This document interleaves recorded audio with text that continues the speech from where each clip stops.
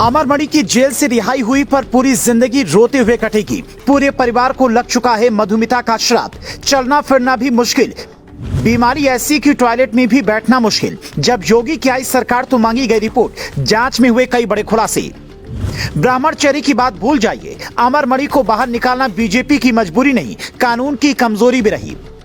अमरमणि को भले ही जेल से रिहा करने का आदेश मिल गया हो, पर पूरी जिंदगी रोते हुए कटने वाली है, क्योंकि अमरमणि और पत्नी मधुमिता को इतनी बीमारियां हैं कि 20 साल की जेल में 14 साल इन दोनों ने अस्पताल में ही बिताए हैं। कुछ लोग दावा करते हैं कि इन्होंने जेल की जगह अस्पताल लेकर मौज काटा है, लेकिन योगी राज में कोई ऐसा कर पाए, ऐसा संभव नहीं लगता। इसीलिए हमने इन दोनों की बीमारियों की लिस्ट निकाली, तो जो पता चला वो हैरान कर देने वाला था।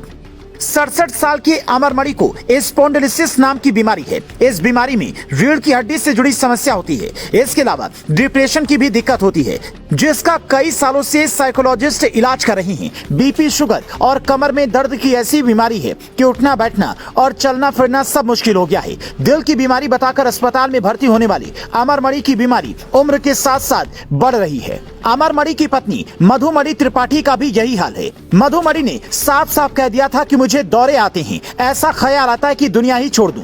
तो साइकोलॉजिस्ट की टीम ने इलाज शुरू किया।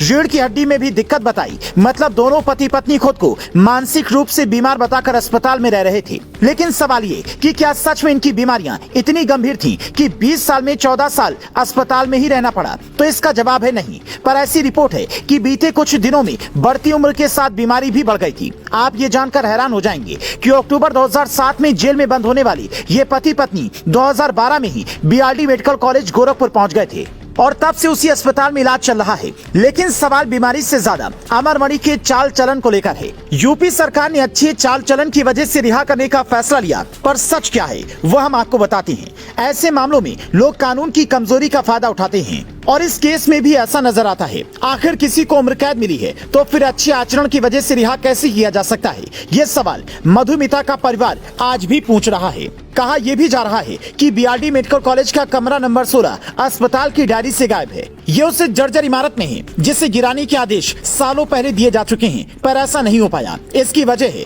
अमरमणि का राजनीतिक रसूख। सपा, बसपा, बीजेपी हर सरकार में त्रिपाठी की चली। मायावती तो अमरमणि की इतनी मुरीद हैं कि इतने बड़े मामले के बाद भी दोबारा मंत्री बनाने को तैयार थी। कहा था कि अगर मधुमिता की मां लिख कर दे दे तो हम इन्हें मंत्री बना देंगे, लेकिन सीबीआई ने जांच की तो पार्टी से निकालना पड़ा। पर बीते चुनाव में मायावती की पार्टी बसपा ने अमरमणि के बेटे अमरमणि को टिकट देकर यह बता दिया कि वो गुनहगार त्रिपाठी परिवार के साथ खड़ी हैं।